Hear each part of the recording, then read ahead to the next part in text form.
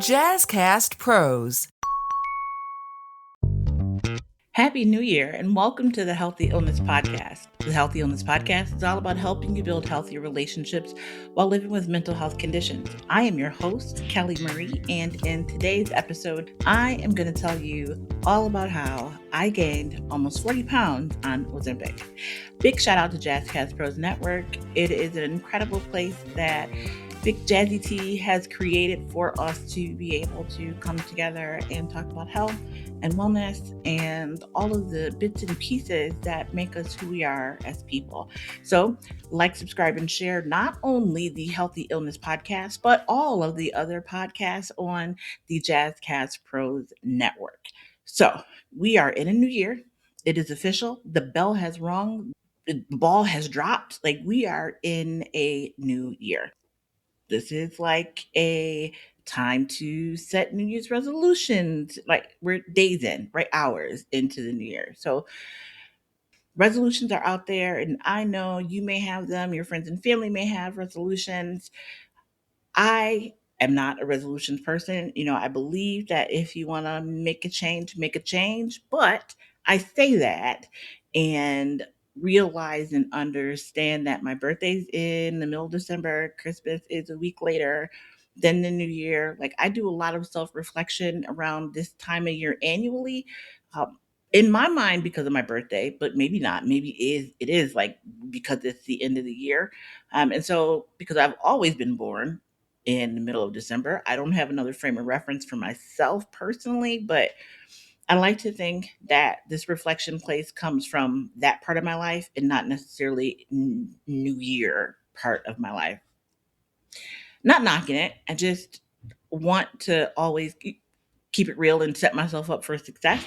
And I know that most people don't keep resolutions. I won't even remember what a resolution was. One year, I decided my resolution was I'm not going to set a resolution. Another year, I quit weight loss and yo-yo dieting. Like, my resolutions were all things I was going to do as a human being, functioning as a human being in this place and space.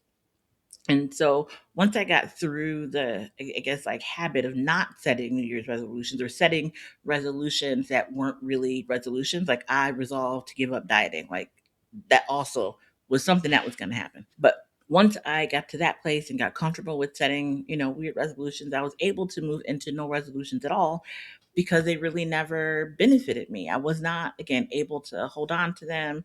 I felt like a failure. Like, okay, well, that lasted a month or that lasted 2 days. To set a resolution, and before the party is over, then gave up. All right, right. So I no longer do resolutions. Much like I don't really celebrate holidays, because I believe if there is something you want someone to have, there's a gift you want them to have, there's an experience you want to cultivate, if there's something you want to do, don't wait a year to be able to do it, right? Like, that time is not promised or given to us. And so I want to always make sure that the people I love and care about know that I love and care about them every day, not just on a holiday. To me, it diminishes the holiday if you only show me you care on that day. Whole nother conversation for a whole nother day. Maybe we will cover that in February for Valentine's Day. Another one I don't celebrate. But just because I don't celebrate it doesn't mean that I don't accept gifts. So I still, yeah, it makes no sense. But I don't stop people from gifting or showing their affection and appreciation and love, because that is how they roll, right? And so I don't want to block anybody else's giving. Just like if I want to celebrate somebody in January or July or September, right? Do that then. That is me. And my friends and family accept that of me.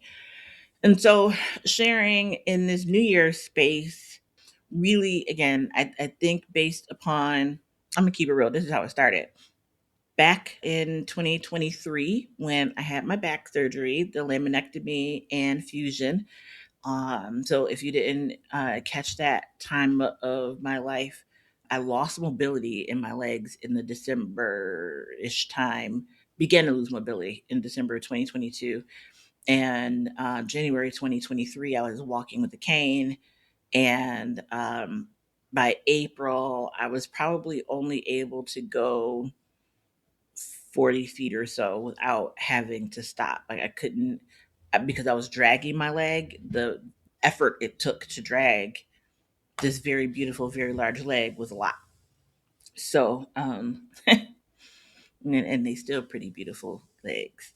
Um, and so I had to have surgery. They went in and opened up. I've got this scar on my back. It's on Instagram. You can see it all there. But they opened up my back and took out some of the spine that was compressed on the spinal cord. And I said, when we took out this piece of spine, your spinal cord just sprang back to life. Listen, the neurosurgeon and the surgery team, they were all in awe. So if the people that do this every day are in awe, then I'm definitely in awe. And so I was able to walk better immediately following surgery. Like, still had a little wooziness, wobbly. I don't know if you've ever been under general anesthesia. When you wake up, sometimes you're still a little groggy. It's not like a bam, you wake up and you're good to go. And so the pain medication from having my back cracked open was in my system, but I was able to walk better immediately following surgery than I was able to walk going into surgery. And they thought it would take me a while to be able to maybe move my legs and get busy and get mobile. But listen, I could walk. So what I did not realize during that time is how heavy that I had gotten. And I gained a lot of weight over a short period of time. When I say short period of time, like over like 2 years or so, I had just started my day job, and that was very stressful. And I'm a stress eater. I'm anxiety eater, so anxious eater. I'm a depressed eater. Listen, I'm a celebratory eater. I'm a bored eater.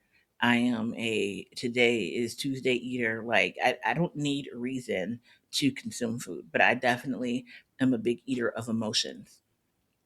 And so I know that about myself.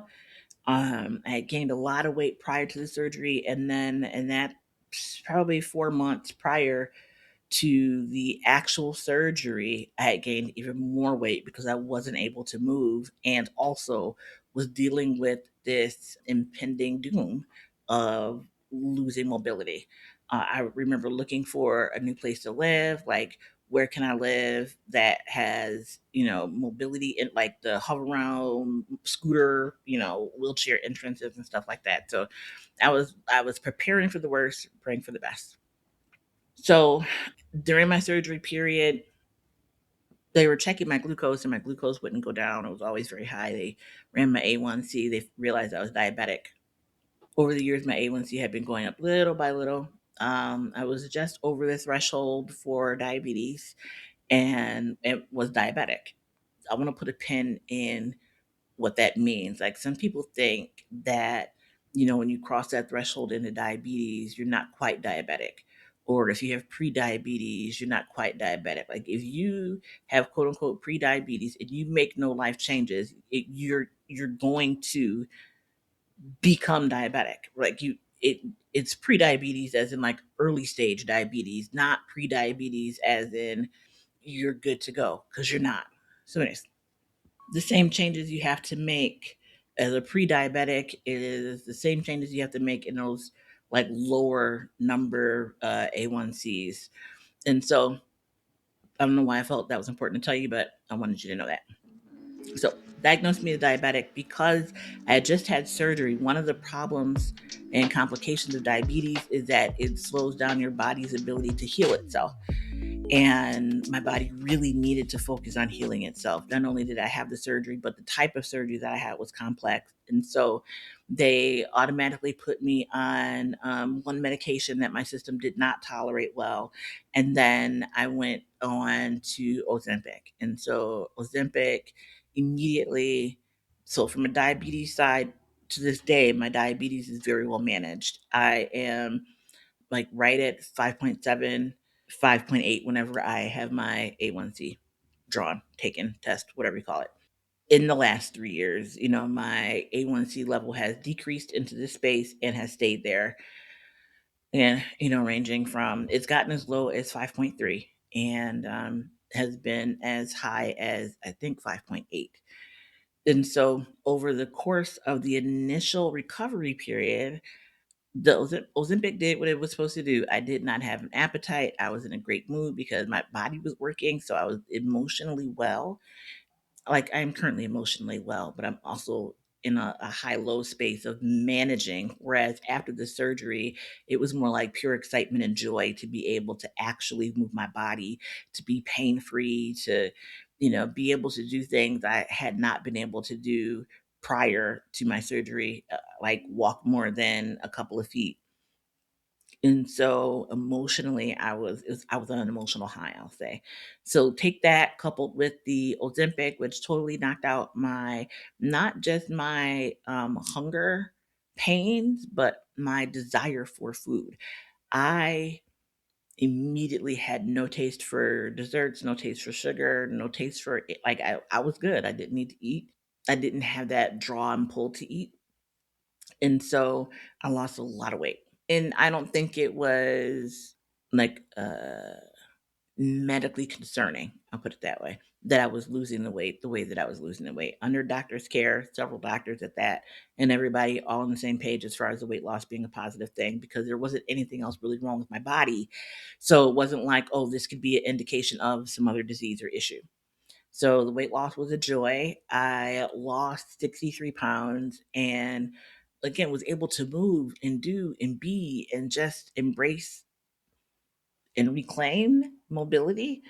And what I began to realize, so it's been 3 years. I'm going into, we're in 2026. So April 2026 will be the third anniversary. Yeah, 26. Is that how that works? I think it is. So it'll be 3 years since the surgery. And in the last 2 years, so first year, second year, third year, I'm trying to do the math right in front of you, and math is not my strong suit. If you know me, you know I cannot add or subtract. But the concept of addition and subtraction, I do get. And so I lost the 63 pounds within a short period of time, about 6 months or so, which is not, again, it's 10 pounds a month, about 2 or so pounds a week, right? So not a major concern. Life is going great. In my mind, I'm still in this space of healthy body. I did realize that I gained some weight back, but didn't think it was a big deal. I'm not a big scale checker, so I'm not hopping on the scale all the time. Fast forward to my original point, I realized my underwear was fitting weird, right? And I'm like, why do these, are they like, what's happening here? Why are they not fitting well? That was the first indication that I had gained weight. But at the time, it didn't dawn on me. I just thought maybe I pulled out the wrong pair of underwear every day, Kelly. Right. I don't know. But that is what my brain told me. And so I, a couple months ago, got on the scale and was blown away by how much weight I had gained. I had gained back at that point 25 pounds. So let me do the math for you this way. First 6 months, I gained lost 63 pounds. In that next year, I gained 16 pounds back. Didn't really pay it any mind because I was still in this space of clothes were fitting well and we're still loose, right? Like I was still in a great clothes fitting place. I didn't feel the weight on me. This last year, I gained about 20 pounds. So first year, 16 pounds. Last year, within this last year, 20 pounds. So a total of about 26 pounds, 36 pounds. My mom, who I love, says to me about 7 or so months ago, Kelly, if you're on Ozempic, why hasn't the medication helped you lose weight? Okay, well, we'll deal with that whole hurt my feelings part. Not really hurt my feelings, but like it's not a guarantee that you're going to lose weight. Like people take it to for weight loss, but there's no guarantee. But that's not what's out there in the world. So, she wanted to know why. And I'm like, well, which I knew then and still know today and am addressing today. But go back to that point. Ozempic takes away your desire to your hunger cues and keeps you feeling full. So if that is the reason why you overeat, that's your jam. Like those GLP-1 inhibitors, like that is, if your issue is you overeat because you always feel hungry or you never learned to listen to your hunger cues because you didn't know what they were, right? Like you feel full, certain foods upset you, and so certain foods still upset my stomach. I stay away from like cheeses and hot things. I can eat cheeses, I can eat hot things, but I can't eat cheese and hot, like spicy hot things. Fried foods and like honey sweet, that does not really work well for me. I can eat it if I'm not eating anything else that is heavy, cheesy, oily, but generally speaking, like I have groups of food I can't put together. So back to my mom's question, why isn't it working for you? And now, total of 36 pounds later, why isn't it working for me? And how did I gain 36 pounds on Ozempic? I know about myself that I am a stress eater. Just told you, stress eater, happy eater, sad eater, glad eater, bored eater. I will eat to celebrate. I will eat to mourn and grieve. Eating is how I manage, cope, and understand my emotions. And so that is not tied to hunger. So just so long as you are eating to fulfill a need not related to hunger, Ozempic doesn't take that away. Ozempic's not an antidepressant. Ozempic is not an anti-anxiety medication. Ozempic is not a feel-good drug.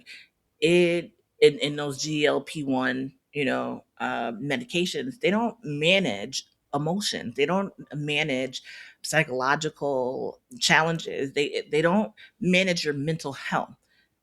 They work at controlling your hunger and making you feel full. And then like all of the, like, if you listen to the commercials, they do the fast speed, warnings and all that kind of stuff. But it in and of itself is not a medication that deals with and addresses issues around food. My issues, if you've been rocking out with me for a little bit, I have issues. I have issues with sugar. So that's one thing that initially I did not have a problem with, like with the medication in my system, with being in this happy, healthy place of, oh my God, I could walk, I could move, all these things. This is right. I was on an emotional high. And that coupled with my ability to move, food was not only was food not interesting to me, but also food I did not need food to help manage my emotions. And when life began to return to normal, I had to move again, and life being life, work is very stressful. I did not kick into gear. Perhaps life would have been different had I done this immediately after the hospital, but I didn't kick into gear with all of the like checklists and things that I needed to do in order to manage my emotions, because I didn't really know that that was a thing that I needed to do. I felt fine. Again, my body gained weight, but it didn't gain a lot of weight. But over the course of the 2 years, listen, when I tell you I stepped on a scale and like the could have died, I knew something had to change.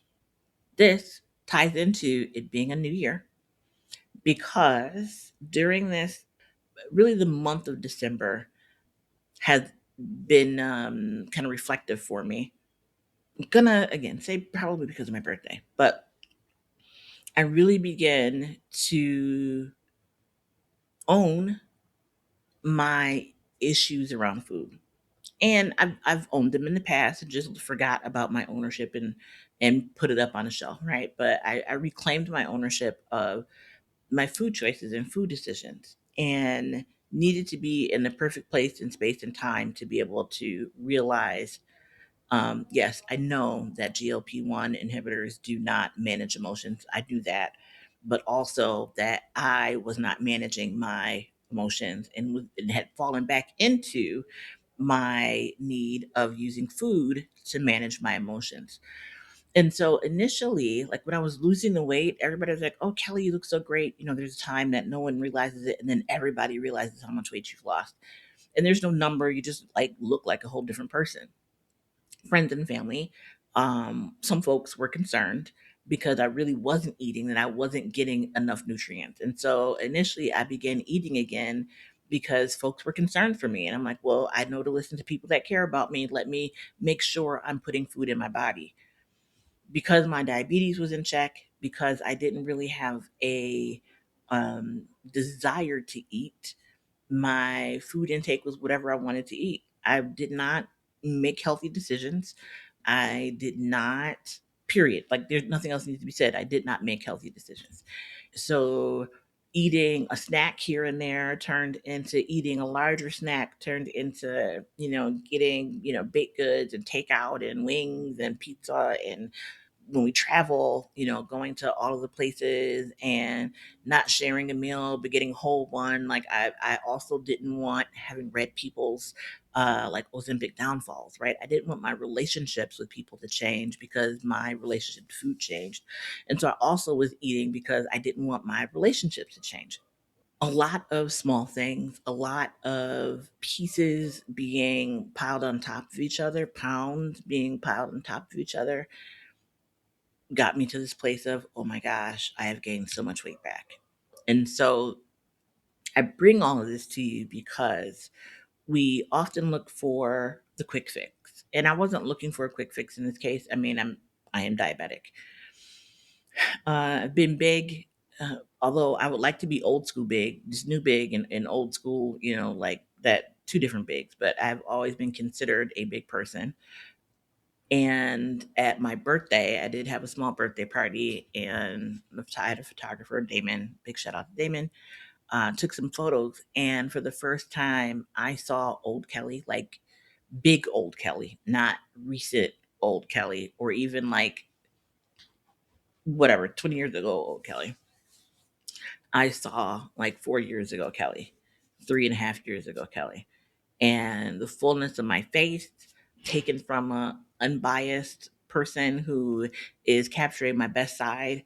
And Naaman knows, he just knows how to capture my best side, and he did in the photos. I was gorgeous, but I was like, my face was full and gorgeous, chin was full and gorgeous, right? Like all the cheeks on full. And that was really truly the aha moment. Like, when I saw those photos, I was like, oh shit, this has actually happened. And you can see, because I couldn't really see it looking in the mirror, you can see the weight gain in these photos.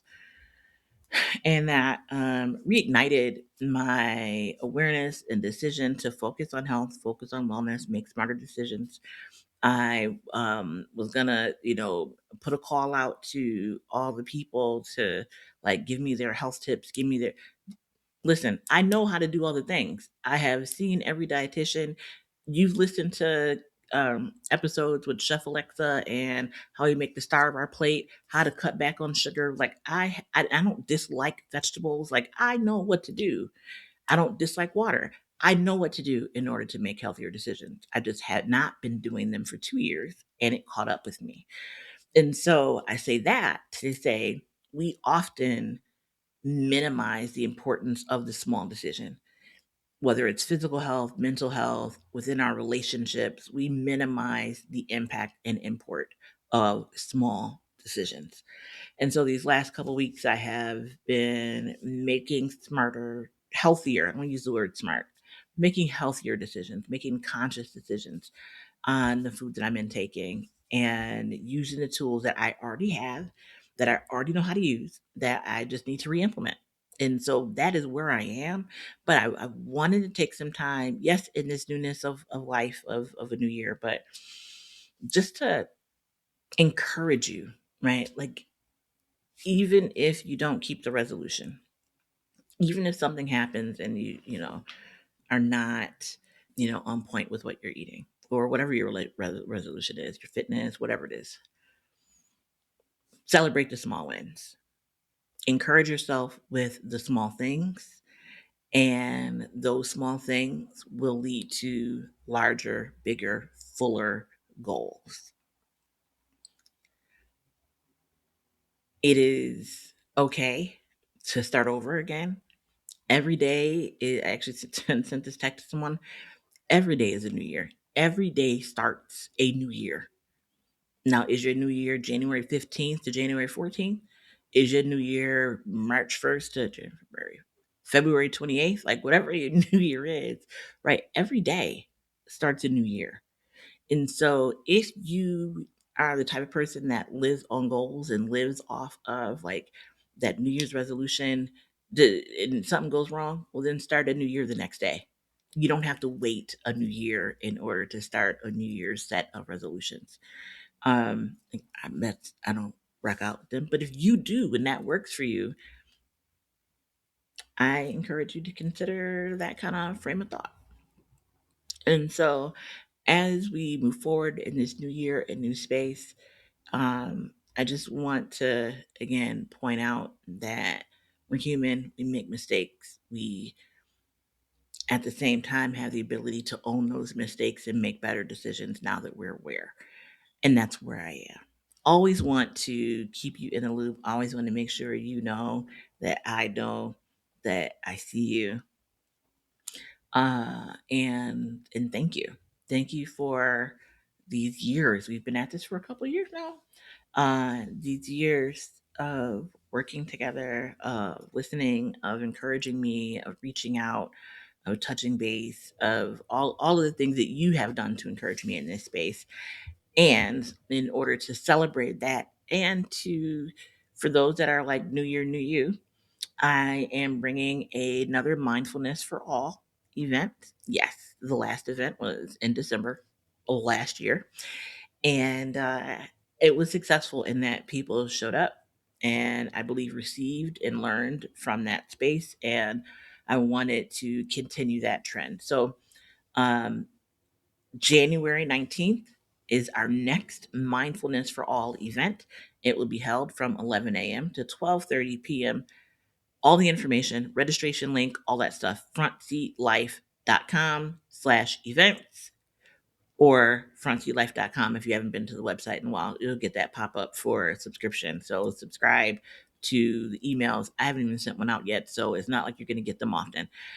Subscribe for updates, and I'll be sure to begin sending out updates around events. But January 19th in Zoom, so you don't have to go anywhere. We will be live in the virtual room to learn about mindfulness and mindfulness techniques to help you better manage stress, better manage this space that we are all in, feeling emotions and taking a step back, breathing, the importance of breathing, and I'm not going to tell you all things we're going to do. So January 19th from 11 a.m. to 12:30 p.m. is our next mindfulness event, Mindfulness for All, frontseatlife.com/events or Instagram, Facebook, the Front Seat Life. I will see you there. If you are in a place where you need help, you don't know who to call, but you're feeling okay, you just got questions on how to get to the next place in life, you can call 211 or use the 211 website to find human resources types of uh, organizations to assist with, things like daycare and senior services and things like that in your area. If you, though, are, because this is also a difficult time of year for many, if you are in need of someone to talk to because you are in danger of harming yourself, you are suicidal, or have thoughts of taking your life, please dial 988 or go to your nearest hospital. 988 is a phone line that is manned 24 hours a day, 7 days a week with people who are trained in this space of suicide prevention and understanding to be able to walk you through where you are right now and get you the assistance you need. Until the next time, I encourage you to be the light. Thank you for all of your love and support, and I will see you next week.